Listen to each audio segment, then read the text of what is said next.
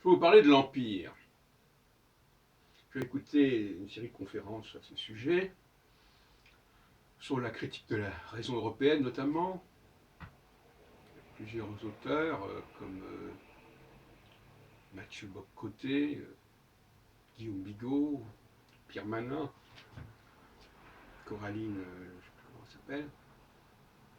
Et je constate un certain manque dans leurs propos.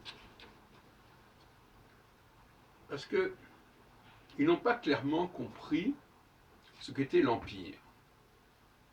Quelle était la logique de l'Empire, quel était le fonctionnement de l'Empire.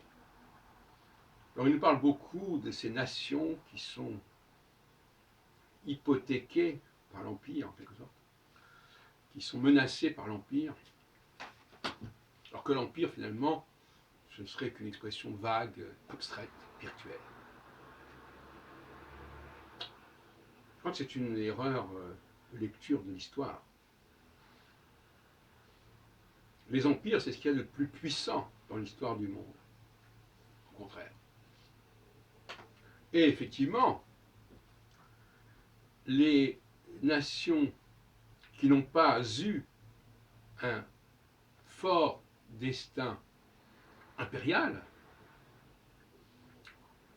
ou qui en plus ont souvent subi le destin impérial des autres, auraient tendance à ne pas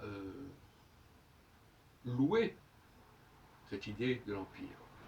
C'est assez de bonne guerre. C'est vrai qu'il faut toujours se demander d'où les gens parlent, d'où ils viennent. Quel a été le rapport de leur culture, de leur famille à l'Empire. Je pense par exemple aux gens qui viennent d'Algérie, aux Juifs qui viennent d'Algérie, comme Éric Zemmour, comme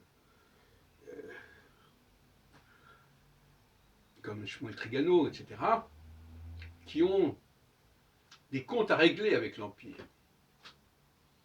et qui savent que la chose la plus hostile à l'Empire, la plus capable de détruire l'Empire, c'est la nation. Tout comme ils savent que l'Empire, c'est aussi la meilleure façon de détruire la nation. Il y a un rapport de guerre belliqueux entre la nation et l'Empire, dont j'ai parlé d'ailleurs à plusieurs reprises. Alors, donc finalement, ben oui, d'où l'on vient va déterminer notre rapport à la nation et à l'Empire. On ne peut pas attendre des gens qui ont subi l'Empire de manière négative, qui l'ont vécu de manière négative, d'en faire l'éloge. Ça me paraît normal, humain. Mais vous savez aussi que je reconnais, je suis très tolérant à ce sujet, et en même temps, il est évident qu'il y a une réalité à respecter par-delà les ressentis des uns et des autres. On appelle la réelle politique, si on peut dire. Alors, d'abord, revenons sur ce qu'est l'Empire. L'Empire, comme beaucoup de choses, est constitué d'une dualité. Il y a un centre, et puis il y a tout ce qui tourne autour. Comme dans le cas de l'atome, ou dans le cas des systèmes solaires, etc. Et on sait qu'en politique aussi, c'est important. Il y a toujours un cœur, un noyau. Donc,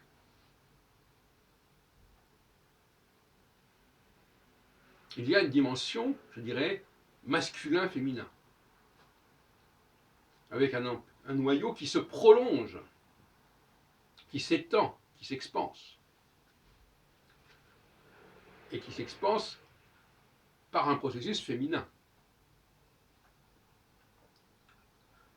Parce que c'est le féminin qui vient compléter, qui vient prolonger le masculin, notamment dans le domaine de la procréation, bien entendu.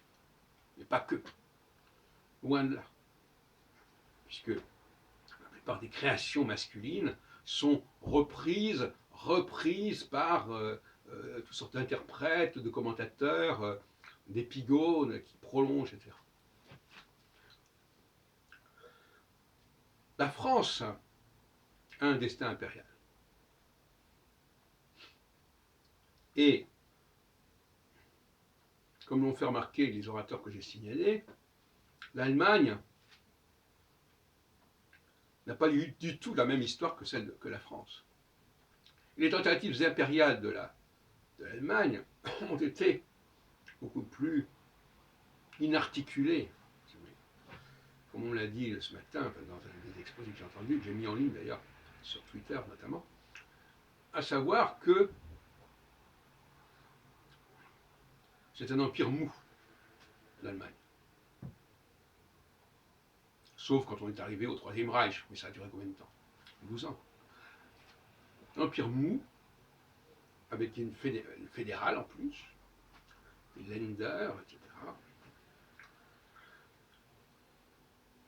Et l'Union européenne est dans la logique de cet empire mou, comme on l'a dit d'ailleurs, comme l'ont dit les intervenants. Elle est fondée sur une conception impériale à l'allemande et pas à la française. Et en ce sens-là, l'Union européenne est quelque chose de très démocratique, si on peut dire, au sens, non pas qu'elle fait voter les populations, mais qu'elle fait voter les États. C'est une forme de démocratie aussi. Un empire qui accorde beaucoup d'importance à ses composantes est démocratique si ces composantes sont considérées comme étant les électeurs, en quelque sorte, du processus.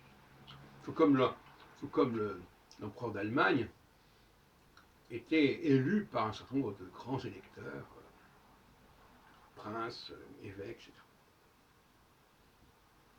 qui pouvaient d'ailleurs donner la couronne à un moment donné à des princes étrangers, puisque François Ier a brigué face à Charles Quint au début du XVIe siècle les votes des grands électeurs impériaux. Vainement, il a quand même essayé de le faire. Et donc, la France a prouvé sa dimension impériale, notamment, bon, il y a eu effectivement les guerres d'Italie, il y a eu l'intervention de la France au XVIIe siècle dans le destin justement de l'Allemagne, avec notamment la guerre de 30 ans, où la France avait un rôle à jouer, notamment grâce à Richelieu. Il y a eu le processus de Louis XIV, il y a eu les grandes aventures coloniales qui ont plus ou moins bien marché, sous Louis XV par exemple. Et puis après, il y a eu Napoléon, et puis après, il y a eu la colonisation de l'Indochine, du Maghreb, de l'Afrique, sous la Troisième République notamment, mais déjà en 1830, avec la conquête de l'Algérie. Voulu déjà par Charles X et mené à bien par son successeur, son cousin Louis-Philippe Ier. Alors, la France est un élément masculin. Et elle va féconder tout un ensemble de pays. On dit qu'ils sont colonisables, mais ils sont d'abord féminins, finalement. Et en tant qu'entité féminine, elles attendent d'être fécondées par un élément masculin. C'est pas plus compliqué que ça. Les pays qui sont colonisés sont des pays féminins. Et pour que quelque chose naisse, il faut qu'il y ait ce couple masculin-féminin.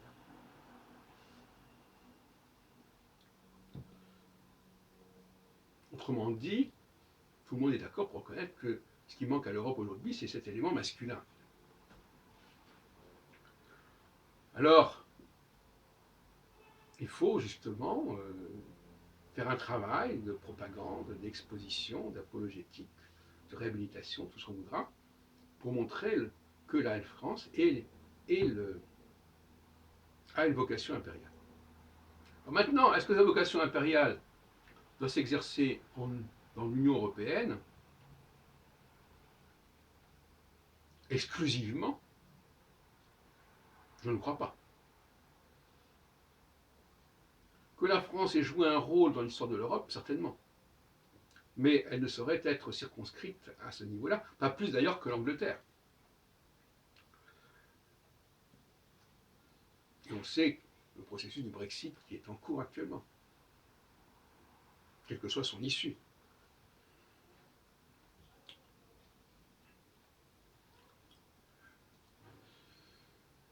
Donc, il faut savoir aussi